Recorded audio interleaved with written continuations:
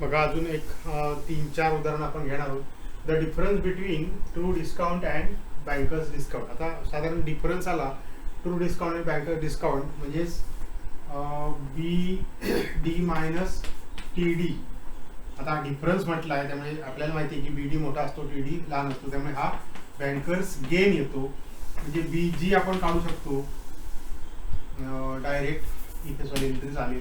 हा डिफरन्स आहे, हा 160 आहे. म्हणजे तुम्हाला काय दिलेलं आहे, बी जी 160 आहे, एवढं लक्षात घ्या. Bankers discount on A bill due 6 months म्हणजे पिरियड दिलेला आहे एन 6 मंथ्स आणि रेट दिलेला आहे 4% पर एन. आणि तुम्हाला टी डी काढायचा आहे, बी डी काढायचा आहे आणि अमाऊंट ऑफ द बिल काढायचं आहे. आता आपल्या पहिल्या वाक्यावरून आपल्याला बी जी मिळालेलं आहे आणि आपल्याला माहिती आहे की B G is interest on T D. B G bankers gain असतो, इंटरेस्ट असतो ऑन टी डी. आता इंटरेस्ट काढण्यासाठी तुम्हाला फॉर्म्युला माहिती आहे एकच, N T D R by 100. आता ह्याच्यात तुम्हाला काय काय माहिती आहे बघा, बँकर्स गेन माहिती आहे. एन इथे काय डेटचा विषयच नसल्यामुळे डायरेक्ट एन म्हणून तुम्ही 6 घेणार आहात आणि आर म्हणजे 4 तुम्हाला दिलेलं, म्हणजे तुम्हाला टी डी काढता येईल. आणि एकदा टी डी मिळाला, बी जी तुम्हाला माहिती आहे की बी डी काढता येईल आणि बी डी मिळाला की अमाऊंट ऑफ द बिल काढता येईल. So it is equal to 160 is equal to n means 6 by 12 into TD into R means 4 upon 100. Direct TD calculate केला आहे तर तुम्हाला डायरेक्ट लिहितो, म्हणजे जास्त आपल्याला हे करायला नको, वेळ जाणार नाही आपला.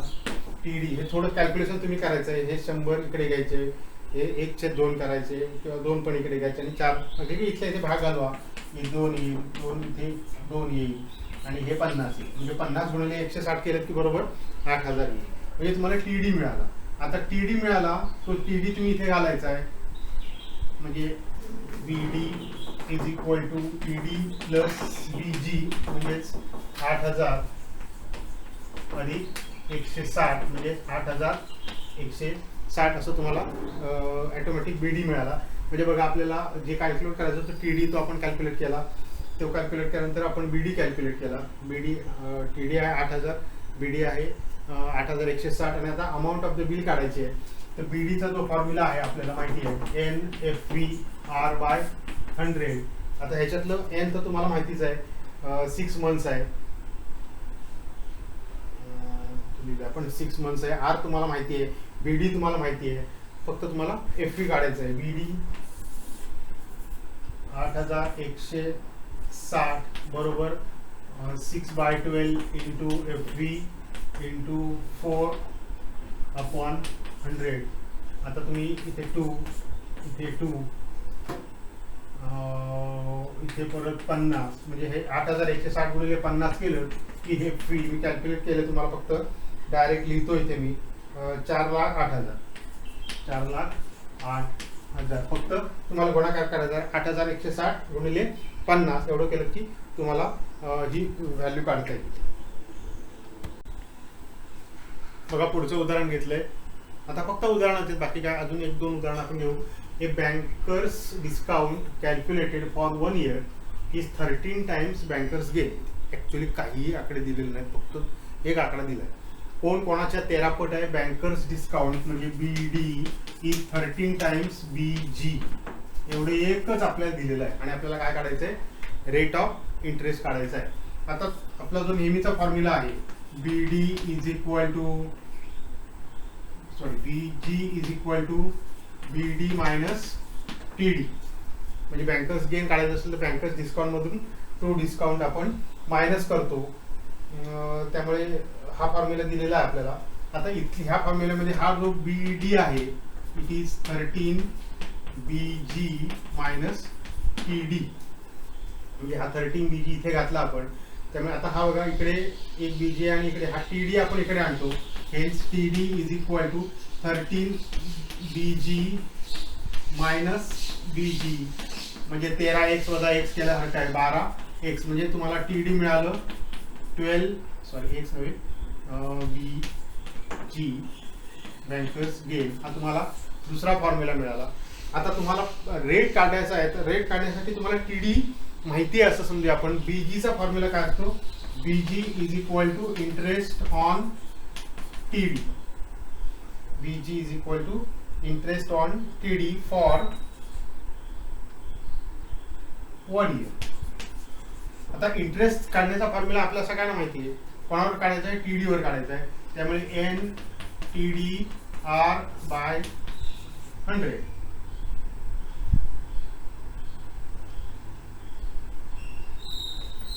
आता N तुम्हाला 1 year दिलेला आहे, त्यामुळे 1 भागिले काय करण्याची गरज नाही, इयरच आहे ती. TD 12 BG दिलेला आहे, म्हणजे इक्वेशन 2 वरून इंटू R आपल्याला माहित नाही अपॉन 100. इकडे आहे BG. आता तुम्हाला दिसेल की हे BG कॅन्सल झालं, म्हणजे R ची व्हॅल्यू कशी आली? R is equal to 100 upon 12, कारण हा 100 येईल भागिले 12 येईल. आता 100/12 केल्यावर तुमचं उत्तर येईल 8.3%, किंवा तुम्ही 25 काहीतरी 3 वर लिहू शकता आणि मग भाग घालून तुम्ही 8.3 असं उत्तर. म्हणजे काहीही माहिती नसताना सुद्धा आपल्याला हे जे बेसिक फॉर्म्युले आहेत त्याचा वापर केला तर रेट ऑफ इंटरेस्ट पण काढता येतो. बघा पुढचं एक उदाहरण आहे. The true discount on A bill is ₹2200. म्हणजे तुम्हाला TD दिलेलं आहे 2200 रुपये. कारण उदाहरण वाचलं की आपण पहिल्यांदा गिवन काय असेल ते लिहिलं तर आपल्याला पुन्हा पुन्हा वाचायला लागत नाही. बँकर्स डिस्काउंट म्हणजे BD तुम्हाला दिलेलं आहे 2310. If the bill is due 10 months, म्हणजे पिरियड दिलेला आहे 10 months. You have to find the rate of interest. साधारणतः TD आणि BD आणि BG या तिघांमध्ये एक रिलेशन आहे, आपल्याला माहिती आहे. काय रिलेशन आहे?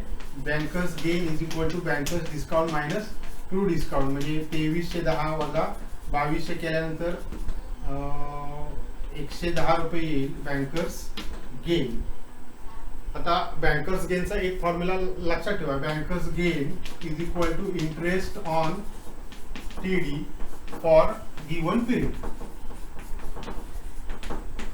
इंटरेस्ट काढण्याचा फॉर्म्युला जग जाहीर आहे आपल्याला, एकच फॉर्म्युला. N कोणावर काढायचा आहे? TDR by 100.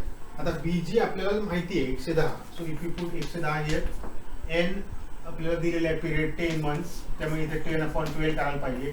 TD